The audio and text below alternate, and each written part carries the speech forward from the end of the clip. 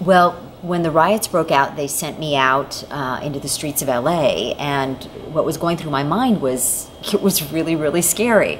There was one point when I was standing in front of some sort of an auto parts store, and it was being looted. And the photographer and I stood there as people started to get things out of the store. We're talking about kids and women and people of all different colors were grabbing things out of the stores and literally fighting with each other. People were grabbing things and someone else would grab it and they would fight with each other over who would get to take this article. And it was something that was so freaky to me. I'd never seen anything like that before. Just people behaving in that way. It was really, really frightening. I wasn't sure if they were going to turn on me. And then at one point they sent us down to Long Beach. And we were, again, seeing all kinds of stores being looted. And my photographer, Dolores Lopez, and I, at one point, heard gunshots, and it sounded like they were coming our way. And again, it was just a lot of sheer fear and terror. And I hit the floor of the news van, and she did too. And somehow, while on the floor of the news van, we managed to drive out of that neighborhood. But it was really, really scary. And at one point, we both felt like we were in a lot of danger. The riot coverage was a little bit different to us because we don't know the scope of it, how big, how large it was. It was so quick, and the severity of the event was so big that it was beyond our imagination. You know, we couldn't expect anything. When will this be over? Is this going to be just overnight or 1 or 2 day story, or is it going to be, you know, for a while? You know, it was a very confusing and chaotic situation because we didn't have any place to lean on. Source of information was what we were getting from out there, not from police or not from fire or any other sources. I think the Korean newspapers or stations covered the story in Korean American perspective mostly because that's what community, local radio station and newspaper are all about, you know, take care of the community. Also, you know, black or Hispanic, Latino newspapers, I think it was similar because each side had to, you know, cover what my readers or my listeners are in concern. So in a sense, all of, you know, three ethnic media had their own roles, yet I think we lacked a little to cover and look inside their community and, you know, and the other community, you know, cross each other. I was not only terrified, but it brought back a lot of emotions and a lot of memories. As a young girl growing up in Detroit, I experienced the 1967 riots in my city at that time, and our own family was impacted because we thought we had moved away in an area where we didn't have to, I shouldn't say worry, but we didn't expect the violence to reach as far as it did, and it did one night. And I remember my father telling us to go to sleep on the floor in the living room, and we turned all the lights off because there were people riding down our cul-de-sac with stolen goods, and there was a National Guard following them, and it was just, I thought it was World War III. And I thought to myself, oh no, this is happening again, and I don't think these people really realize what they're doing or actually what can transpire from all of this. And I just kept playing that over and over and over in my head. But this was a very, very different juncture in my life.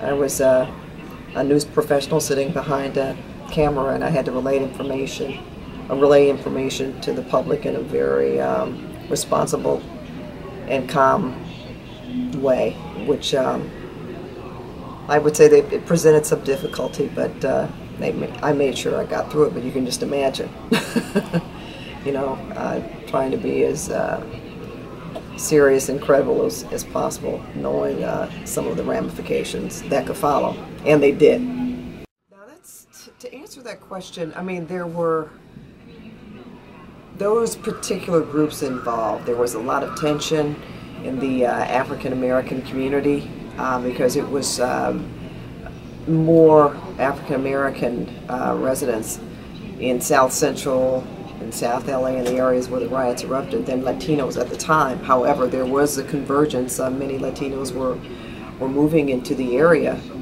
at a higher rate, I would say, but certainly less than what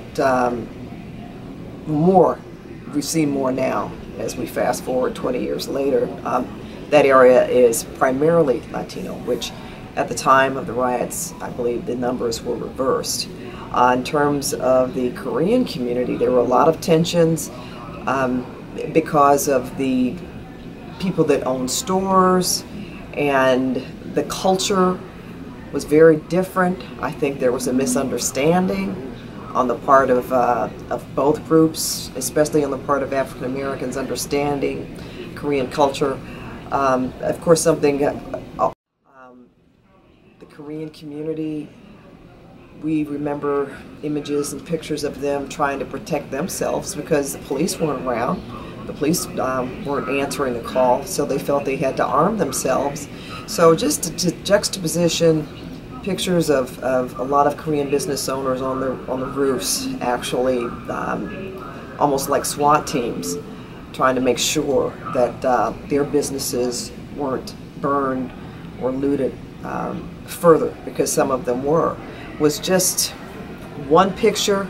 And as far as that story being told, I'm not exactly sure if it was 100%, simply because it was difficult to get to the area and to get people to talk. And again, there was really public safety at that time was not as effective as it could have been. So I think their story was not brought to the forefront as much as it probably could have. The Latino community, I mean, Latinos and African Americans were involved as well. If you look at a lot of the pictures in terms of being involved in the uprising, in terms of looting stores, was both very prevalent.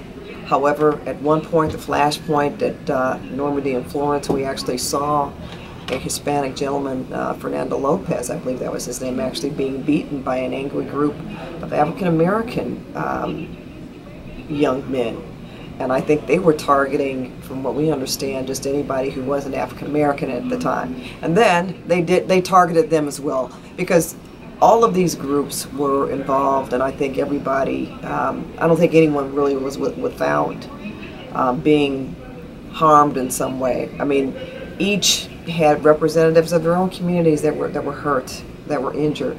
So I don't think, in terms of taking these communities separately, was necessarily the issue. I think everyone had maybe a point of view to get across, but at the same time, I truly think that if the stories were told separately, there should have been a way to tie all of them together in some way.